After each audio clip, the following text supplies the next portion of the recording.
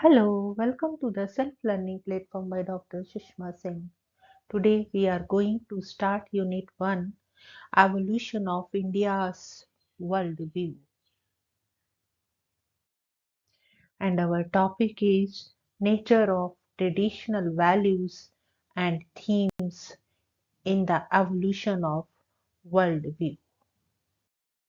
Subtopic is Idealist and Realist Tradition.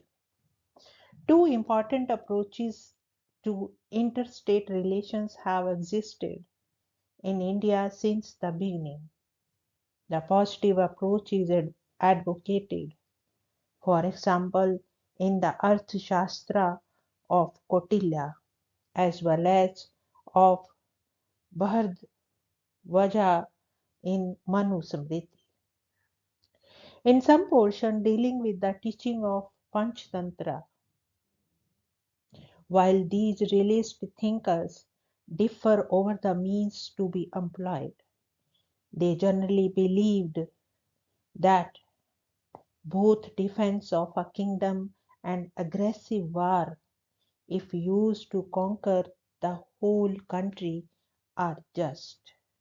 They hold that war should be undertaken only as the last resort, not because war is immoral, but because it is expensive and troublesome, and victory is not certain. Panchtantra, for instance, says that royal policy has peace for its beginning and war for its end. On the other hand, from the times immemorial, a school of philosophy has existed in India which maintains that penance, self abnegation, and non injury are the means to get rid of sin and secure salvation. The Upanishads give us the basis of the theory of non-violence. There is one undivided and indivisible spirit which may be called God or truth. The universe is expression of it, and all beings form part of it. Since perfection consists in realizing this truth, any kind of violence would be a repudiation of the truth.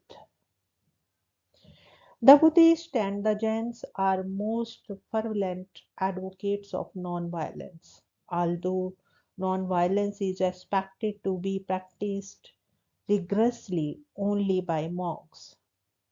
On the whole, they discourage Machiavellian politics and Daglamarious war. A Mahayana Sutra, the Sarvanaya Palibhushnavatam, condemns all warfare as sinful. When Ashoka became a Buddhist and renounced war as an instrument of his foreign policy, he uncovered a new dimension of interstate relations. He maintained friendly and diplomatic relations with his immediate neighbors and other countries of the Europe and Asia, and pursued a peaceful, non-aggressive policy throughout his reign. In the modern era, Mahatma Gandhi revolutionized the idea of non-violence by demonstrating first in South Africa and later in India that it could be employed as a weapon to achieve socio-political ends. He wished to use this ideal of non-violence in international relations as well, as according to him, this was the only way to ensure security in the atomic age. Needless to add, the stress on disarmament in India's worldview derives from this ideal of non-violence. The application of non-violence to India's worldview meant a deliberate acceptance of a method or approach to foreign policy problems, which emphasized the temper of peace. This was clearly reflected in India's decision to remain a member of Commonwealth of Nations after independence, although Britain had subjected India to injustice and cruelty. Echoing this spirit of reconciliation, Nehru stated in the Rajya Sabha, "Our approach is not to stress the differences, but to stress the similarities."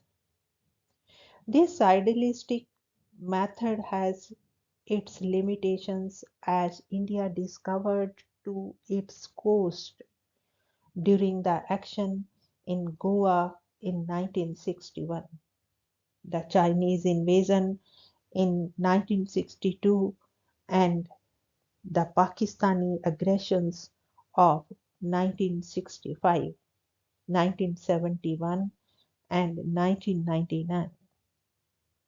India attempted the peaceful method of negotiation in each case. From the failure to prevent war, it learned that the reality of power should be taken into account along with the non-violent approach to difficult international problems if the security of the country was to be ensured.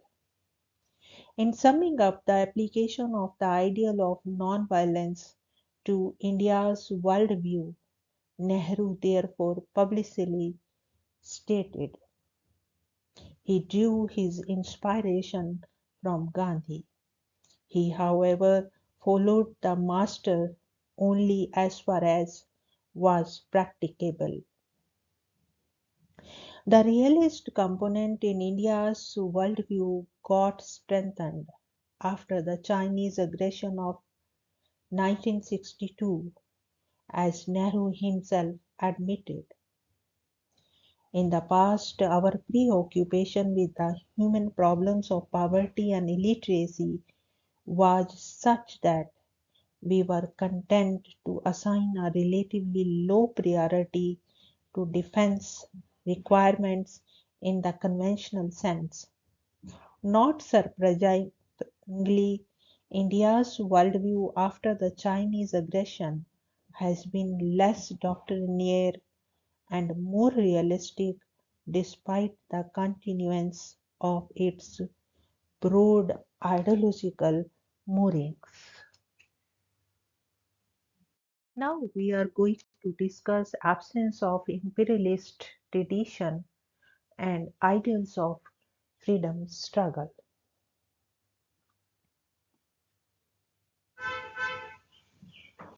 Another distinguishing feature of Indian tradition is the absence of imperialist tradition, including what is called cultural imperialism. No prominent Indian thinker, not even a realist like Kautilya or Manu or Bodhyana, advocated the extension of Indian empire beyond the geographical boundaries of Bharat or India. We though varied from time to time, ultimately it came to mean the country stretching from Himalayas to Southern Sea and from the Western Sea to Eastern. Kautilya's Arthashastras or Samudragupta's inscriptions, for instance, never envisage an Indian emperor's rule beyond the Indian subcontinent. The Mahabharata too lays down that an Indian empire should not extend beyond the geographical limits of the country. Likewise, the concept of Chakra, the supreme ruler dispensing justice and maintaining peace, was envisaged only for the geographically and culturally defined parts of the country. Similarly, though Buddhist literature speaks of a world state ruled by one person, such rule should be established by love and not by force. Lord Buddha conceived of himself as Chakravartin of this sort. There is therefore no evidence of any aggressive war waged by the Hindu and the Buddhists. The Hindu and Buddhist went to Southeast Asia and Sri Lanka as traders and missionaries, not as invaders and conquerors. They did not go there to drain off their wealth. On the contrary, the Indians who ruled in Southeast Asia underwent a process of indigenation. They did not owe any allegiance to and were not controlled by any power based in India. Kanishka's aggressive war against China and Chola's conquest of and rule over Indonesia and Sri Lanka was repugnant to the Hindu and Buddhist cultures. They were in fact aberrations which should not be used to negate the overall anti-imperialistic tradition of India. In fact, the Cholas were engaged not in opposing an alien culture, but in striving for supremacy over dynasties which belonged to their own cultures. Ancient Indian history is, on the other hand, replete with examples of kings who voluntarily relinquished conquered territories. Kalidasa's Raghuvasnam, for instance, mentions kings who won righteous victories but gave up the territories conquered by them. A Gupta conqueror named Bhaladitya defeated Mithra Ahuna, but in defense to his mother's advice, he not only reinstated Mihiragula but also gave him a royal princess in marriage. Kalhan, in his Rajat Ragni, speaks of many more such kings. Hindu kings, apart Ashoka, denounced warfare everywhere in accordance with the Buddhist ideology. The desire of the best Muslim and Mughal rulers was also to establish a lasting all India state and to ignore the world outside India. Rulers like Akbar tried to achieve the unification of India through tolerance, conciliations, and diplomacy. The attention of the Muslim rulers was confined to India. India was their whole world. They fought almost themselves and with whoever came as invaders from beyond the Himalayas or from across the sea. There had thus been no deliberate attempt at imperialism at any time in the history of India. This anti-imperialist tradition and sentiments got a boost during the British rule. Because of the suffering caused to the people by British imperialism, the leaders of India's freedom struggle therefore viewed their movement as a part of the overall fight against imperialism and colonialism in the world. With this anti-imperialist tradition and culture, it was not surprising that when India achieved its independence, it vigorously pursued the cause of emancipation of colonial and dependent territories and of promotion of racial equality through the policies of non-alignment and Panchshila. The support Indian gave to the freedom struggles of dependent peoples is now a part of history. To cite only a few examples, Nehru convened a conference in Delhi in 1949 to consider the question of securing Indonesia's freedom from the Dutch. India extended support to the United Nations in struggle for freedom in Algeria and Tunisia from the French and in Namibia from South Africa. India's action in returning to Pakistan in 1972 the territories it had wrested from it in the Indo-Pak War of 1971 and in enabling Bangladesh to emerge as an independent nation is in line with the Indian tradition that prohibits an aggressive design by India and emphasizes that it should follow others' cultures and states to work out their destinies in their own way. Nehru therefore declared India's worldview is grounded in ancient tradition and culture of this country. Now the next point is approach to international law. It was established in theory and practice in ancient India that it is the moral responsibility of a king to safeguard the person of an envoy accredited to his court by other kings. One who kills an envoy is supposed to overstep the limits of dharma and is condemned to hell.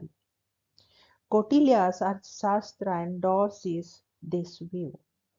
The Ramayana shows that even Ravana, the ruler of Lanka, has respected the idea of diplomatic immunity by agreeing to his brother's advice not to kill Hanuman, who had gone to Lanka as an ambassador of Shri Ram. Modern international law too allows certain privileges and immunities to foreign emissaries. However, some countries have violated this well-established law. Pakistan burned down the US Embassy in 1980. Iran held American embassy personnel as hostages for a long period.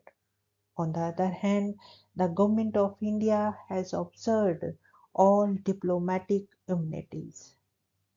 More remarkable is India's dealing with the refugees.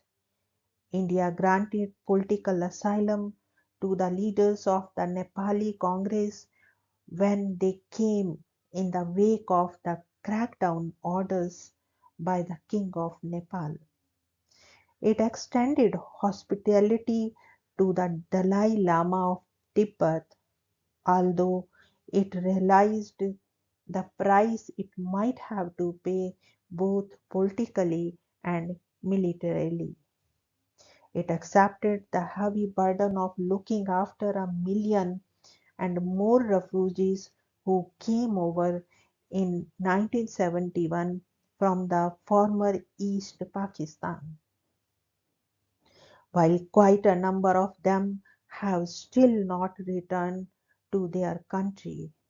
The inflow of refugees has also never really stopped.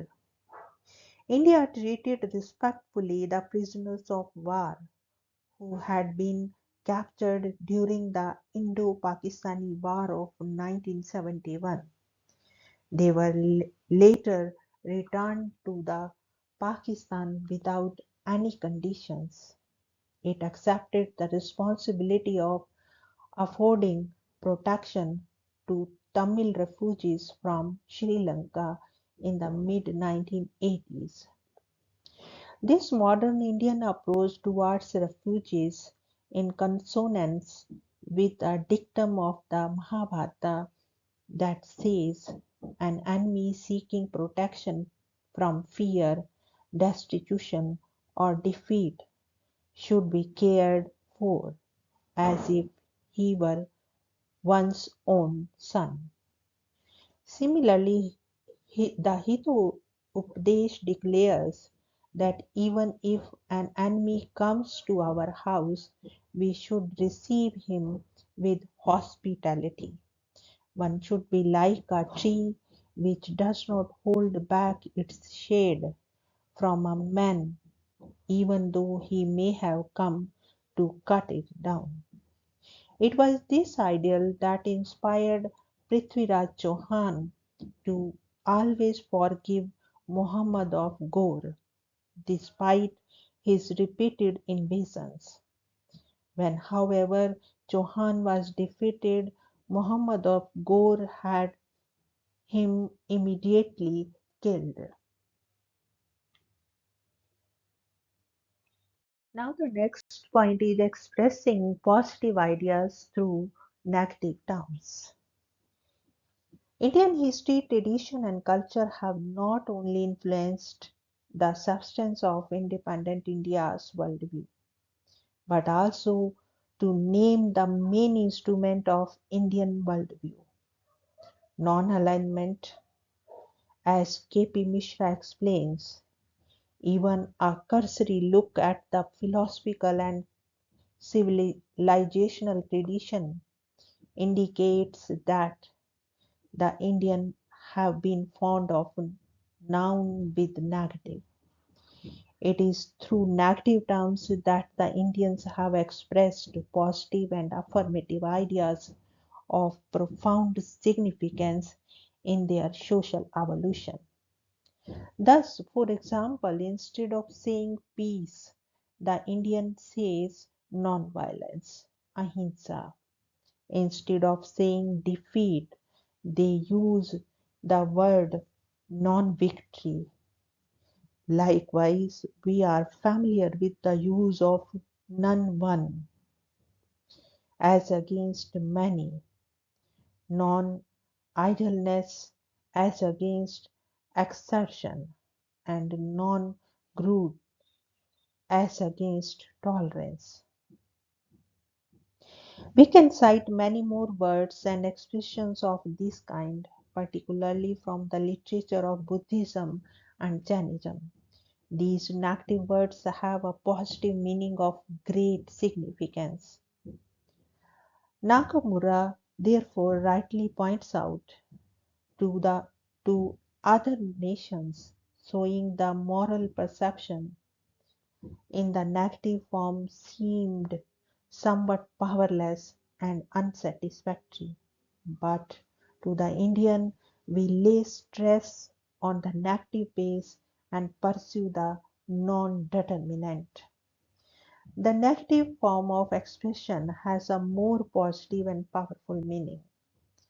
The formation of the concept in the negative way reminds us of the fact that one of India's most far reaching contributions to world civilization is the concept of zero and its mathematical use in positive value. Seen from a wider angle, the expression as well as content of non alignment may similarly suggest a deeper connection with the Indian culture. tradition.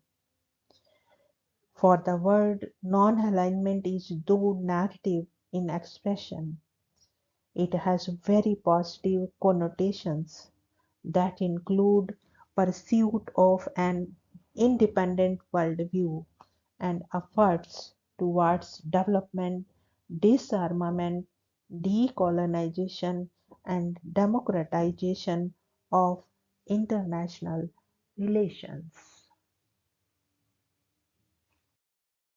Here we want to wind up this lecture. Thank you so much for your attention.